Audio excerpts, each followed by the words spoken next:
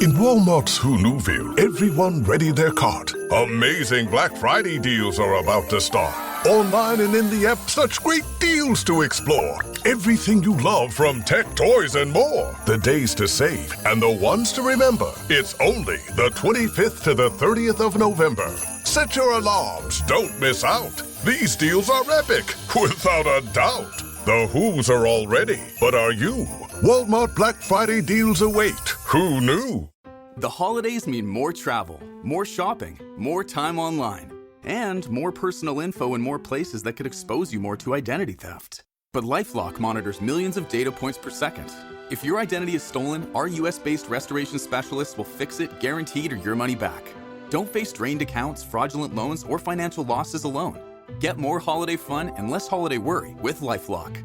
Save up to 40% your first year. Visit lifelock.com/podcast. Terms apply. Hello everybody and welcome back to my podcast, Esme's Country Life. In today's episode, I am going to be that annoying dog mum because yes, I have adopted a puppy. He's actually currently right behind you in his bed, fast asleep, because one thing I've learned is puppies need a lot of sleep. So in today's episode, I am literally just going to be talking about my dog for the whole episode. So actually that's probably a good thing because all of my friends and family members are probably absolutely sick of me talking about him, showing loads of photos, because I've actually been keeping him a secret for when this goes out. It will be about 2 weeks. We'll let him have 2 weeks to settle in, get used to him, all that kind of stuff before announcing him to the world. But anyway, before we begin, I just want to say a huge thank you to the sponsor of the podcast, Red Post. Red Post is an equestrian and country store based in the UK, but they also ship all over the world. And when this episode goes out, it is the weekend before Black Friday. You guys know the drill. Red Post have the best deals coming on with the roll up to Christmas. So if you haven't got the Red Post app, go and download it, because if you download it, you get early access to the Black Friday deals. This is also your warning that now is the time, if you want to get good deals, to buy all of your Christmas presents or holiday presents for your friends and family members. And also, not only does Red Post do equestrian country wear, they also do dog wear as well. So maybe your little four-legged friend needs some new toys, some dog shampoo, whatever, maybe some treats, because they deserve it. You best believe Fosse has been absolutely spoiled. But anyway, just want to say a huge thank you to Red Post for sponsoring the podcast. Go and check them out at redpostequestrian.co.uk. Anyway, let's get into today's podcast episode. So, if you saw yesterday's YouTube video, you will have seen or will know that I've got a puppy. But you might think, Esme, I've watched that video. You're just going to say the same things again. Nope. No. Because you guys know, here on the Esme's Country Life podcast, I give you all the details. I give you top secret stories as well. And actually, on the day of recording this podcast, I have had Fosse, a week. I'd say a week and a few days. So I have some stories already of things that have gone wrong, some funny anecdotes, and also just I can go into more detail in the podcast about kind of what it was like rehoming him, a little bit more about his backstory because he is a rescue. But anyway, let's start off. It was, what was it? It was the day of the All's Fair. This is how quickly, this is the timeline. I'm giving you the dates, I'm giving you the receipts. This is the timeline. So I was on the train on my way to London for the Disney Plus All's Fair premiere. Sitting on the train with my dad, who came along with me because, you know, travelling in London at night can be a little bit scary. And also I was in like a full-on ball gown, heels, everything. So he came along with me also to carry some shoes for me so I didn't have to wear heels the whole time. So thank you, Dad. And as I was, you know, on my phone, scrolling along, I got a little notification through from the RSPCA. So I would go open up the message and it is a picture of some lurcher puppies. Now, I looked at it and then I said to Dad, I was like, I think this is a sign. So if you didn't know, I have been wanting to adopt a dog from the RSPCA for ages. I don't even know how long, a long time. But the time has never been right. Now, at this time when I got the message through, it was in the middle of my book tour, and I was actually originally going to wait to adopt a puppy until after Christmas in the new year, because if you didn't know, if you work in social media, especially in the horse world, because nothing really happens in the horse world January, February, March, because it's rainy, it's cold, well, in England anyway, and the weather's just horrible, and everyone tucks their horses to bed and they have a little holiday sometimes. And there's not really any horse shows on, I'm not travelling anywhere, I'm not going anywhere. It's just a bit of a dead time. Also, with social media, like brands, they spend all of their kind of Christmas budget obviously at Christmas, so I get a lot less work January, February, March as well then too. So I thought, perfect, January can be the month of the puppy or the dog or whatever. So I've actually been to a few different meetings with the RSPCA about welfare things. I've also done a lot of filming with them over the summer at some of their rehoming centres.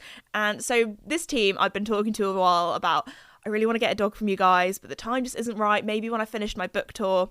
So anyway, I saw they sent through, hey, Esme, the time might not be right just yet for you, but we thought you might be interested in these lurcher puppies, because I had actually been looking at some sort of sight hound for dog breed. Obviously, there are so many different dog breeds out there. I feel like everyone has a very particular opinion about every single dog breed. People are like very Marmite. They either love certain breeds or hate them or that kind of thing. Everyone, not every dog is everyone's cup of tea. So I had actually, one of our family friends is actually a dog trainer, and I've been talking to her about what breed she'd recommend for my lifestyle, because obviously she knows me very well about what I get up to day at home with the horses, that kind of thing. And she was saying actually some sort of sight hound might actually work really well, because they are big couch potatoes and like to sleep, hence why Fosse is currently behind you, absolutely fast asleep. So unfortunately, I'm not holding him here right now in my arms, but if you can hear some snoring, that is why. But also, when they do have the zoomies, they can go fast. Like, obviously, greyhounds are, I think just after cheetahs, like one of the fastest land animals. They're definitely the fastest dog breed anyway. So I thought, perfect, that would actually suit us really well. When it's in the office, it can snooze. When it's out with us, it can have zoomies and have a great time. Also, like maybe I could do some agility with him, like lots of different stuff like that. Anyway, so I thought, oh, that might actually work out perfectly. So when I was talking to the RSPCA at these various meetings, and they were saying, oh, what sort of dog breed do you want? And I was like, I'm not really that fussy, but maybe some sort of sight hound, we'll see. Anyway, so I look at this ad, I show it to my dad, and I'm like, Dad, look how cute these puppies are. And he's like, they are very cute. And then we were thinking, would now be a great time? And then we did some mental calculation about how old they are, how long the rehoming process would take, that kind of thing. And then we thought, actually, this would work perfectly, because the puppy would probably be ready to come home if obviously I passed all the RSPCA's tests and the dog liked me and all that kind of stuff. There's obviously a lot to think about. But if it all went well, this would be perfect timing, because it would be at the end of my book tour. And apart from that, I'm just at home.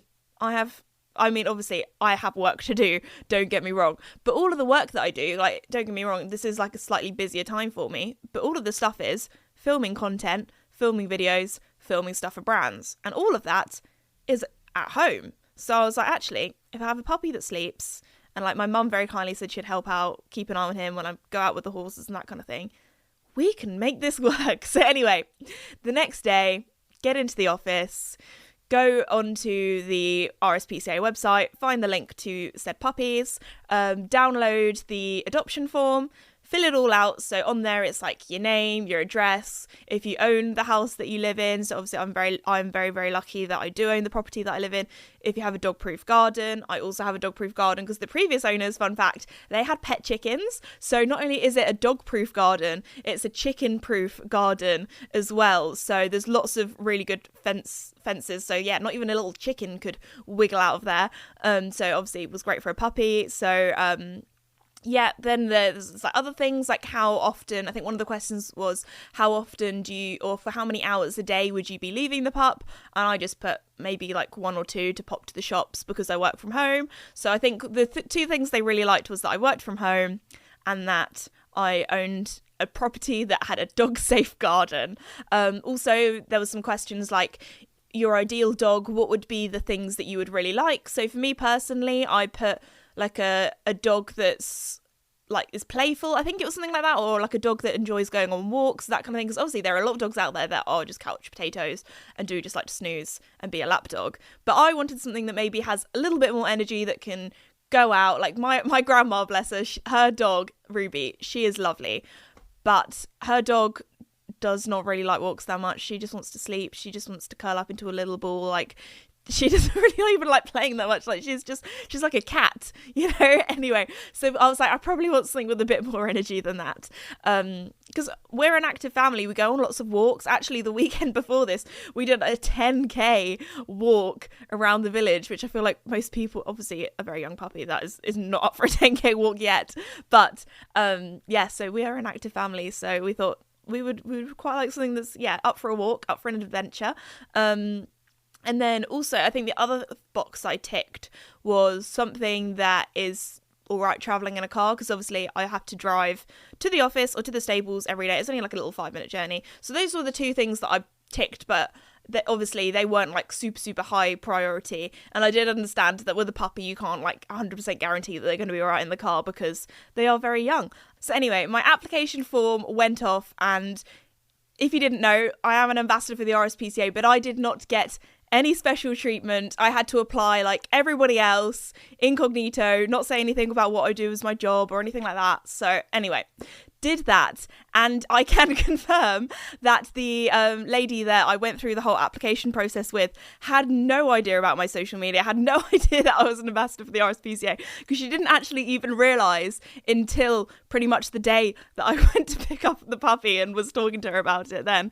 But anyway, so it was I think that was on the Friday that I sent in the application, had a long wait until the Wednesday, because they wanted to, obviously there were 9 puppies in the litter, and they wanted to wait until they had enough applications come in for all of them, so they could match up the pup with the correct owner. So they don't do puppy picking, so you're not allowed to go, oh, I want that one because it's this colour or has a cute marking, or that one's the cutest. They don't do that at all. It's all down to their personalities and also the sort of lifestyle that you have. So I had a very long phone call then on the Wednesday afterwards with a rep from the RSPCA who had gone and visited the puppies a few times. So these puppies were actually in a foster, they were at a foster home. So she'd been and visited them a few times. They weren't actually in kennels or anything like that, or at an RSPCA centre. So anyway, I had a big chat with her all about why, basically I had to big myself up. It was like doing a job interview really, about why I think I can give these dogs, or this dog, the best life possible. So I was a little bit nervous because obviously I have never personally owned a dog before, but I have, you know, one of the things that I think was really good that I did was I actually used to be a kennel maid, if you didn't know. So back in, I think it was 2018 and 2019, I was a kennel maid at a vet's. So obviously doing that, I have a lot of experience handling dogs, cleaning up dog mess, working in a vet's, kind of seeing the behind the scenes of that. So that was really good. So I talked to her a lot about that. I also talked to her about how I've dog sat for friends and family's dogs, also an ex-boyfriend's dog I basically treated like my own dog. So lots and lots of, you know, experience in that kind of thing. Also, I talked about how my dad would very kindly be helping me look after the dog, and how he also has experience looking after dogs too. So anyway, went through the whole spiel, and then also we had a big chat about what sort of dog I wanted, so my lifestyle, that kind of stuff. So anyway, moving on. So did all of that. Then I had to also send in a video of my home showing that it was obviously in a good state, and I showing my dog-proof garden as well. They also asked me some personal questions as well, which I was obviously totally fine with. So one of the questions was, if anything sadly happened to me, who would be the caregiver of the dog? So I said my mum and dad very kindly would step up if anything tragic happened to me and I could not care for the dog anymore.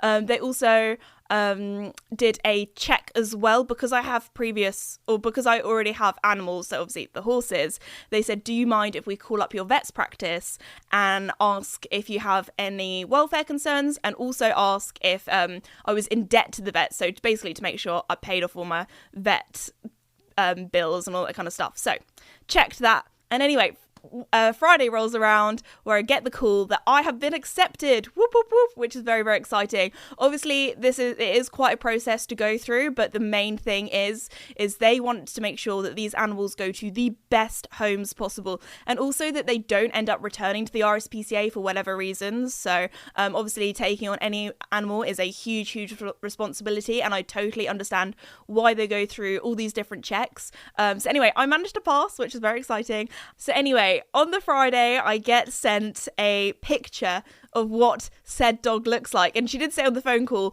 hey, he probably doesn't look like how you expect, because all the pictures on the RSPCA website were of black lurcher puppies. So apparently out of the 9 of them, I think 8 of them were black, and apparently black dogs get rehomed less, so that's why they didn't want to put any pictures of him on, because Fosse, or I'll get onto his name, is not black. He is actually a fawn pup. So she sent a photo through. It was like, hey, he probably doesn't look like how you expect, because she obviously she could tell, like, by the way I was chatting to her, that I was not bothered about how this dog looked. Obviously was more interested in their personality. So anyway, that was really lovely to see. So I got sent this photo, and I only got one photo of him before I actually went and picked him up. So I kind of had an idea of what he looked like, but it was a blurry photo because obviously he's a puppy, he's going to be moving around. It's also quite dark. So I didn't realise that he had blue eyes until the day that we went and picked him up. So anyway, we put in the calendar a day that I could pick him up. So that was on the Wednesday afterwards. So anyway, the day then came where it was time to pick him up. That weekend, I had so much fun shopping for everything that he needed. So of course, did not one, but probably 2 shopping trips, and then some online shopping as well. Get your dog stuff from Redpost. Anyway, so yes, we had a lot of fun doing that. And one of the most important things that I needed to bring with me was a collar that has a identity tag on, because under UK law, all dogs that are out and about do need to have a collar on with an identity tag on that has your address and also your phone number as well. So obviously when I got that, I was going to say printed. Do they kind of laser it, don't they? Engrave it. So that was very cool. And when picked up his little collar, which is absolutely tiny. And then, yeah, the day came where it was time to go and pick him up. So went round. It was a little long car journey. And I remember walking into the room and seeing him for the first time and just melting, because he is so cute. Obviously, there will now be photos and videos all over my socials of him. So we actually did decide to change his original name, because his original name is actually the same name as one of my neighbours. So we thought, you know what, that's going to be really weird. If I'm shouting out my neighbour's name in my garden, he's going to be like, girl, why are you calling for me? And I'm like, no, sorry, I'm calling him a dog. So we did actually change his name, although I don't think he really knew his name, because he was with 9 other puppies, and I think it was a bit of a free-for-all, because when I said, oh, how much is he eating at the moment, how much should I be feeding him, obviously got him the exact same puppy food that he was currently on, because didn't want to quickly change his home and then changes food at the same time. Like, that is a big change. And also puppies have very sensitive stomachs as well. So anyway, I was like, oh, how much, asking all the general questions, like how much food does he need? And they were like, honestly, it's a bit of a free-for-all with 9 puppies and 7 of them being boys. It's quite boisterous. So that was quite funny. But anyway, he's just the sweetest little snuggly guy. He was a little bit nervous at first, because obviously this is the first time he's been taken away from his pup mates or from his litter mates, and he was very, very shaky, but he calmed down really quickly. And by the end of kind of going through the I guess I've been through the application process, going through the kind of rehoming process, he was lying on my lap asleep. So obviously I had to fill out quite a few different bits of paperwork, had to show my proof of address, boring admin stuff. But the thing that's so funny is I was so excited to go and sign the thing to say that I was officially his owner, that when I went to grab the piece of paper, I accidentally got a paper cut. So not only have I signed his deed or his, information with my signature, I have also signed it in blood. So there we go. That's a funny story. And then it was so dramatic because the lady had to go out and get she was like, oh my gosh, can we get a first aid box? And everyone else out there was like, oh my gosh, what's gone wrong? Like, what's the emergency? And she was like, no, just a paper cut. So I felt like an absolute drama queen being here, like, yep, I've gotten my paper cut. So if you look really eagle-eyed in the video, you might be able to see I have a little space sticker on my finger, which is quite funny. Or not sticker, plaster. Or for my Americans, Band-Aid. So anyway, then it was time to pop him in his little car seat and take him home. We did have a little bit of crying because obviously being in a car is very scary. Being with these new strange people is very scary. And being away from his friends and siblings is very scary. But when he came home, he settled in so well. He was sniffing everywhere. He was going around. He was having a good time. Is very playful. Like, he really came out of his shell, like, straight away. He was like, oh, all these new toys for me. Like, this dog has been thoroughly spoiled. That is for sure. So anyway, now we're going to talk about the realities of owning a puppy. So for age-wise, he is around 10 weeks old, obviously being a rescue, who was abandoned. We do not exactly know his date of birth. We reckon it's around the 19th of August, if you want to know. But I need to get into his backstory now about why he ended up in the RSPCA and why he ended up being a rescue. So him and his other litter mates, they were actually dumped in a ditch. So yes, a literal ditch, side of the road. Apparently a member of the general public was going along and they saw a little puppy head pop up from out of the ditch, and they were like, that shouldn't be there. Went over and then saw all of these puppies who were in such a bad state. They were so skinny, they were all super cold, wet, because it was that kind of time of year where it had been raining loads. They think that Fosse, my pup, is super clever actually, because he was underneath all the other puppies, so he stayed warm under there. He was very clever. When the others, a few of them have like alopecia, or kind of like rain scald from being out in the rain, being out in the cold, being in just a terrible condition. One of them was so poorly that they were worried it wasn't even going to make it. Luckily it did, all was well. So when they were taken in, they went obviously straight to the vets, was super sickly, super just not right at all. But since then, obviously they've been fed up, they've been given all the things that they need to make them better, and it's been really lovely because I was talking to the lady from the RSPCA and she said each time she would go and see them, like, they had bigger and bigger personalities, they were getting stronger and stronger, and it was just lovely to see. So yeah, that is well, obviously it's sad that they were dumped and obviously in such a state, but it's lovely to see that they were taken into the right care, and hopefully we'll all find lovely homes. So at the time of recording this, I think there actually might be a few of them available on the RSPCA website. But anyway, I know that the day that I picked them up, the day after, I think 2 or 3 have been rehomed since. So that's lovely to see that they are finding homes. But yes, so the reason why we have decided to call Fosse or Fosse his name is because, if you didn't know, so I've always been really interested in kind of like oldie woldy names, so like kind of old English ones, kind of like, I don't know. So anyway, I was saying to my dad, we were thinking of like, because we had a whole weekend to think of what we should call him. Now it's quite difficult naming a dog or naming an animal that you've never actually met before. So we were I like basically until the day when I signed his paperwork, obviously when I signed it I had to officially put his name on, so it was quite, high pressure. So I did have some backup names as well, just in case it didn't suit him.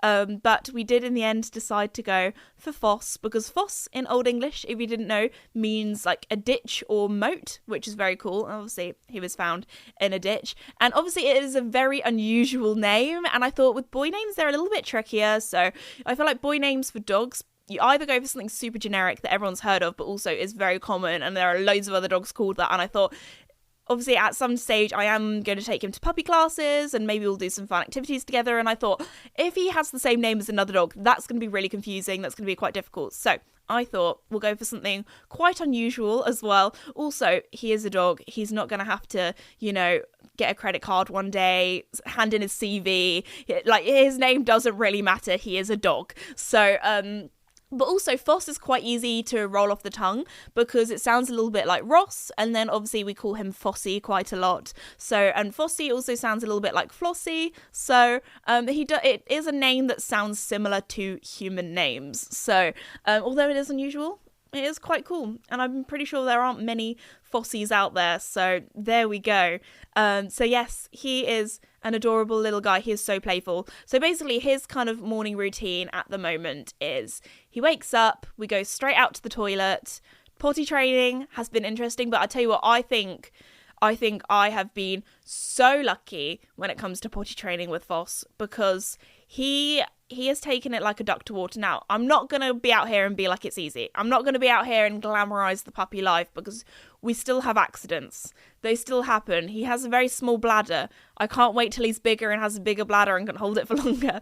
But every time he has had an accident, a lot of the time, it has been my fault. A bit like everything with animals. It's always the human's fault, never the animal's fault. So it's either been like, oh, I just took him out for a wee and then he had his dinner and then I didn't take him out to the toilet straight away and then he had a little tinkle on the floor. That's my fault. I should have taken him out sooner. I thought, oh, he's already been recently. No, puppy bladders are very small. But we have got quite a nice routine at the moment.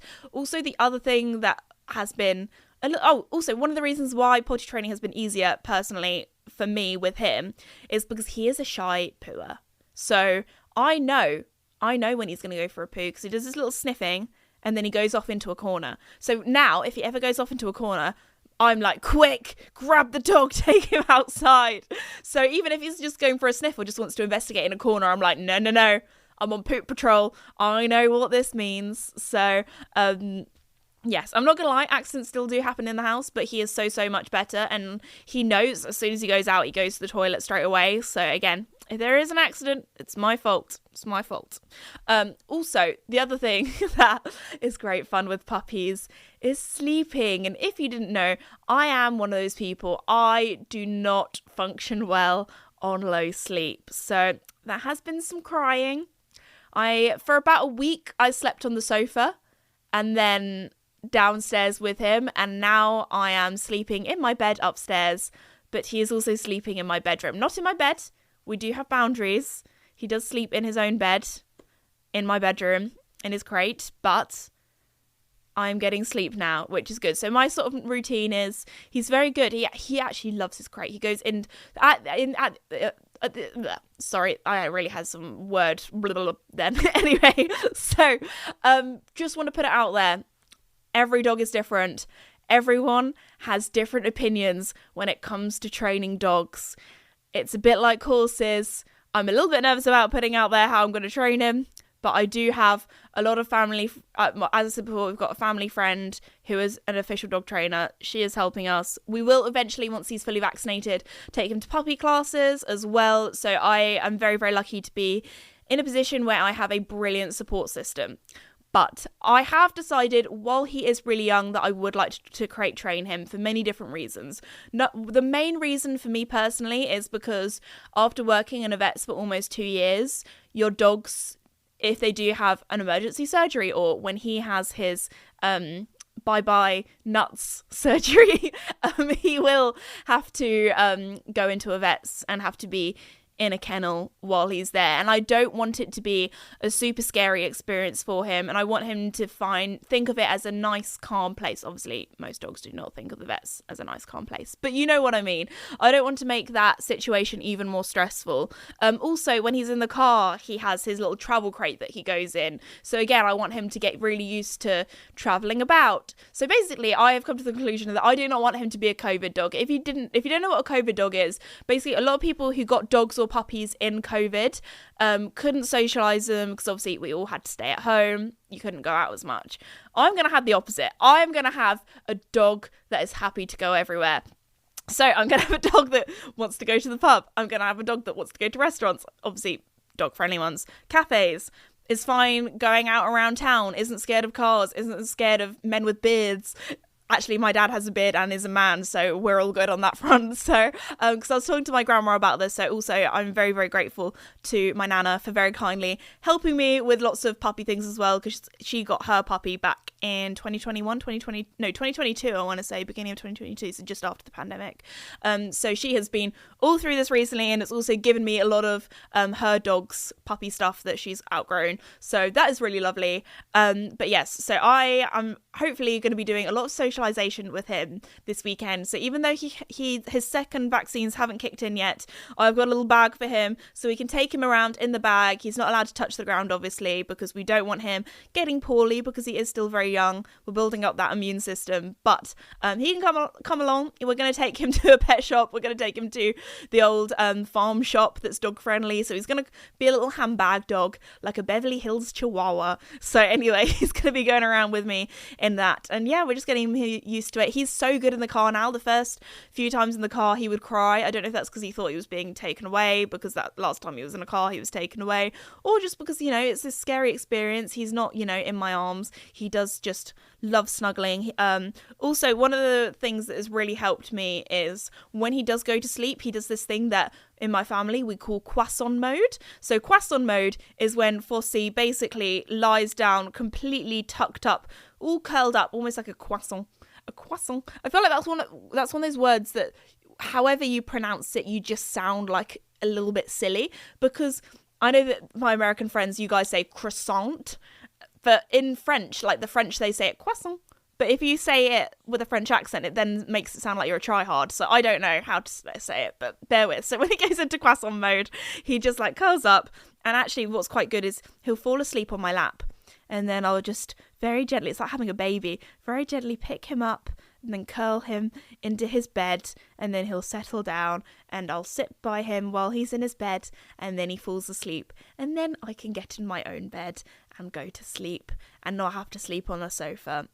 Our little routine is that in the middle of the night, if I hear him moving around, then it normally wakes me up. I'm quite a light sleeper, which is great because so far we have not had any accidents in his bed, which is brilliant. So again, I think I have just, you know, been super, super lucky with potty training. So part of that is because I wake up every night in the middle of the night, between midnight and 2 a.m, I would say, depending on how late of a night we've had, and I will go and pop him for a tinkle. And then actually he's quite good at going back to sleep. Sometimes he gets very excited because he's like, oh, I did a wee-wee in the right wee-wee spot, and then we'll have like 5 minutes of zoomies at 2 a.m, which is great fun, but also your girl needs her sleep. And now we're at the stage where he knows the routine that he goes and has his tinkle in the middle of the night and then he goes back to sleep quite quickly, which is great. He's also, another thing that I've absolutely lucked out with, I think it's because he's a sight hound, is because he is not a morning person. Most people say, oh, when you get a puppy, you'll be up at 5 a.m. I wake up before him. He likes to sleep in till at least 7. That boy likes his sleep. I mean, at the end of the day, puppies do need, around 18 to 20 hours of sleep a day. So I thought, oh my goodness, this is going to be terrible. I'm not going to get any work done. Do I get less work done? Correct. But right now, like recording today's podcast, he is literally in his bed, conked out, completely asleep. So I cannot wait. Obviously, I'm going to wait till his vaccinations are fully kicked in because we don't get him getting poorly. But I'm so excited for when we can finally start walking him. He's seen the horses quite a few times in his little carrier, and he's been so good with them. I thought he was going to be a little bit shaky, a little bit scared of them. Actually, the first time you met Joey did sneeze in his face. So I thought, oh my gosh, this poor little guy is going to be traumatized. But he's brave. They did say to me, like, we're going to give you the bravest one in the litter, the most energetic one in the litter, so maybe when he's older, I'm going to be regretting that decision. But he is doing so, so well. And again, he is so young. There's, like, if you are in the puppy stage right now, don't beat yourself up because they are literal babies. You got to remember, they are babies, they are puppies. His tricks that he has learned so far is sit. He learned sit in about 24 hours of having us, but he is quite food motivated. And then the other trick that I've learnt him is leave it, which I feel like is a really important one. So just for anything in general. So maybe he wants to eat something that he shouldn't eat. Again, puppies love things in their mouths. He's probably still in the angel phase. So apparently with dogs, there are 3 different phases. A lot of people have said to me, you have the angel puppy stage. We are in the angel puppy stage at the moment. Then from basically the age of a few months old to 2 years old, you are in the Tyrannosaurus Rex phase, which is basically where they want to chew and bite and nibble on everything and are just zoomies, absolutely wild. And then you have the lovely adult stage where they're fully trained, everything is just a bit easier, and they've got with the program. So I've stocked up on a lot of chew toys ready for the Tyrannosaurus Rex, Raptor, whatever you want to call it, the dinosaur chewing on everything phase, because I know it's coming. It's already started a little bit. He does like to chew on things, but what I'm doing is, if he does like to chew on things that he shouldn't, if that is my wicker basket or the sofa, or he has a fascination of my rug, so just a warning, when you do get a puppy, do not get too emotionally attached to any of your furniture. Also, in the office we have a lot of wires, a lot of cables, and we do not want him chewing on that. So what I do when he does put something in his mouth that he shouldn't, often my rug, I grab a toy and just shove that gently. I don't actually shove it, but gently redirect him to the other toy. So I think one of the reasons why he liked my rug is because my rug is kind of made out of like a stringy rope material. So actually I didn't have any rope toys for him because I am that mum that is worried about my dog ingesting everything and having to have emergency surgery, because I worked at a vet's for 2 years where there are a lot of dogs that had emergency surgery for eating things that they really shouldn't have. So I have got him a rope toy because he does like to chew on that, but I am cautious. I only let him have that when he's supervised because I do not want him ingesting it, because a lot of dogs can shred rope toys and eat it. So the rope toy that I have for him is probably designed for like a Great Dane. It is huge, it is massive, but he is just about strong enough to carry it on his own. So it looks ridiculous. It's almost as big as him, this big rope toy that he has, but I am not as worried about him ingesting the rope as much because it is just huge. So, and it has lots of big knots in. So anyway, I am keeping an eye on that, but he does like that when he needs to chew on something. So that's another thing I do. If he's chewing on something maybe softer, like my blanket, I will give him his Highland cow and be like, don't chew on the blanket, chew on the Highland cow. Again, everything's still a work in progress.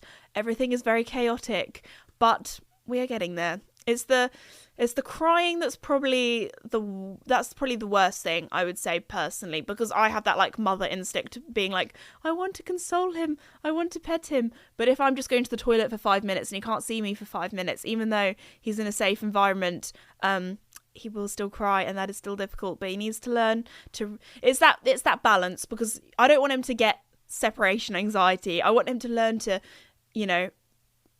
be able to balance his emotions, regulate his emotions, but also he is a baby, and a lot of the times dogs, they cry because they're scared, and I don't want him to be scared, and I don't want him to develop psychological issues either. So it's getting the balance of, it's okay to have time on your own, you're a big brave boy, you can do it, but also I don't want him to get psychological issues either. So anyway, that is the balance with dogs. Again, everyone's going to have different opinions on what you're doing, but just know that I am trying my best, and I'm doing everything to try and give him the best life possible, but also to be a good, well-rounded, well-trained dog as well, because the last thing I want is, a dog that bites, a dog that jumps up, a dog that's badly behaved. So again, it's the puppy stage. It's going to be hard. So if you have any puppy tips, please let me know in the comments. They would be very grateful. But I've got my sleep back now. He's sleeping through the night. And that's the thing that I'm most proud of. That and the potty training doing quite well. So we're getting there. We're getting there. But before we finish, because I am actually pre-recording this podcast episode, I know I am being on it, guys. Because we can't do comment of the week of last week's episode because it's currently not up yet. I'm filming this the Friday before. I'm sorry that I don't know if I should be sorry or not. I am preloading the podcast, so basically we're coming up to flu season. I don't want to get flu, so I'm making sure that I have so much content pre-recorded in case I get ill. I also have some other things going on in my life, so in case something happens, I've got a lot of things filmed. But I thought we would look at, so you guys probably know I have my This As Me video channel on Spotify, so I thought we would go through the comments on that, because that is basically a Q&A with the horses where I talk about, am I getting a new horse or am I getting a new dog? So I thought we would read through the comments and see if you guys are team horse or team dog. So the top comment is from Alice the Royal, and they say, who thinks she's got a dog? And then a little arrow down below. And that is the comment with the most likes. So I think most of you are probably team dog from what I've read. And then the next one is from The Equestrian. They've got some lovely sparkly stars in their username. Esme, I swear as I read the title, I have never hammered the play button so fast in my life. I think I'm team dog, mainly because your book tour is now over. Smart. Very true. Mainly because your book tour is now over, and honestly, I don't think you would get another horse/pony right before winter. Again, smart. She is, or they are, or he is, we don't know. But yeah, they're thinking. They really are thinking. So, The Equestrian, you have hit the nail on the head right there. Also, saying that, all of my half of my horses I've got in winter, because Casper I got in January, Mickey I got in January, Joey we got in March, so it was kind of like end of winter, but we started looking in like January, and then Duke we just got in the middle of summer in August, so there we go. But horses are sometimes cheaper going into winter because people don't want to look after them in the winter, so a little top tip if you're looking for a horse, so there's that. But yes, we will probably wait until the weather's a little bit nicer, I think, for any more equine family members. And also, I've got my hands full with a puppy, so he's my top priority at the moment. Isabel Vaus, I'm going to pronounce your surname wrong, I apologise, says, I feel like it is a dog, but it could be a horse because Esme has angled the table very oddly, so she could be hiding a horse in Casper's old stable. Oh, that's quite clever. That is quite clever. Very true. Well, I say very true. Could be true. Not true. It is a pup. So, spoiler alert if you haven't seen that video. Moon says, I think maybe a dog, but I hope it's a horse. Oh, okay. I should have asked you guys that, if you would be more excited about a dog or a horse. Interesting. I mean, I feel like a horse is obviously very exciting because I know a lot of you guys are equestrians, but also a dog is very exciting because I've never had a dog before. So exciting in different ways. Oh, they also say Casper is my fave, but don't tell the other horses that. Favorites. I had that dream again. My small business needs to hire, but I don't use LinkedIn, and I hire wrong. So then I'm doing IT, and when I go to plug the servers in, they become sentient, and they won't let us access our network unless we forward their chain emails and memes to more and more and more people, and then I wake up. Don't let hiring nightmares ruin your dreams. LinkedIn Jobs' new AI assistant finds and invites best fit candidates to apply, so you can discover talent you may have missed. Post your job for free at linkedin.com/quality. Start hiring today with LinkedIn. With new, gentler scented Clorox disinfecting wipes, clean finally smells as good as it feels. On everything from lamps to ceiling fans. Even on your kid's toy shark. Oh, ouch. Clorox disinfecting wipes. Now available in crisp lemon. Find it on Amazon. Clorox. Clean feels good. I'm sorry, I'm going to pronounce your name wrong. Claudingo, or Claude Indigo. Claude Ingo. That's quite cool, like Duolingo. Claudingo says, I think it might be a new rescue pony because they take a while to settle in, but then again, it might be a dog. I don't know. Ooh. Okay, Leah says, I'm guessing horse, brackets are grey. Well, you would, if you guessed the last couple of times, or every time from previously, you would be right, because I have owned, well, Mickey was technically a Cremello, but we're going to count him in this group of, I've owned 4 unpractically coloured horses that have mainly been greys. So a grey gelding, I don't want to say your girl has a type, but I really, like, next time I get a horse, I don't want it to be a grey. I'm done with the cleaning. Like, please, something else, something mud coloured, please, would be great. They say, I'm guessing horse, brackets are grey. You need to get a dog. Well, I've made your dreams come true, Leah. Get something that is young but well trained. You should get something that loves attention. Well, that is for sure with Fosse. Fosse loves a cuddle. Oh my gosh, his favourite thing, as I said before, is just to climb up onto my lap and go into croissant mode, or give me lots of licks and attention and hugs. And oh my gosh, every day when I take him to the office, when he sees my dad, it is like all of his Christmases are come at once. He loves my dad. So there we go. I will cry if you don't get a dog. Goodness me. Well, you won't be crying. Only tears of happiness. But if it is a horse, it can't be a grey, okay? I agree with that. Leah, we are on the same page here. We are on the same page. No more grey horses, and get a dog, which I've done. I think I've definitely made the right decision. Okay, we'll do a few more. Belle's question says, I think maybe a new horse. If so, what colour? ? Love your podcasts and YouTube channel. Oh, thank you, Belle's.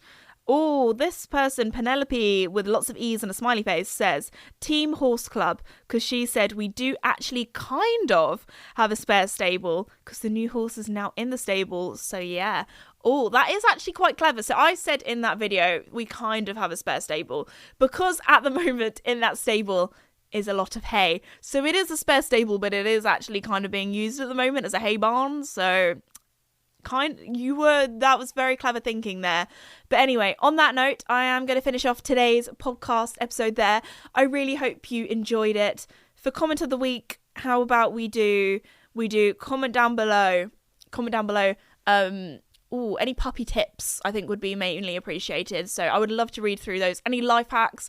I know some people say like lick max with peanut butter. Obviously dogs save peanut butter. Any sort of treats, snuffle balls, that kind of thing. Any life hacks would be much, much appreciated. So anyway, thank you to Bread Post for sponsoring the podcast. Go and check out right now. If you can do anything after this podcast, go and check out their Black Friday deals because Black Friday only lasts a little while. And now's your time. Get those Christmas presents. You'll be kicking yourself if you don't get them in the sales. Anyway, thank you so much for listening, and I'll see you all next time. Bye!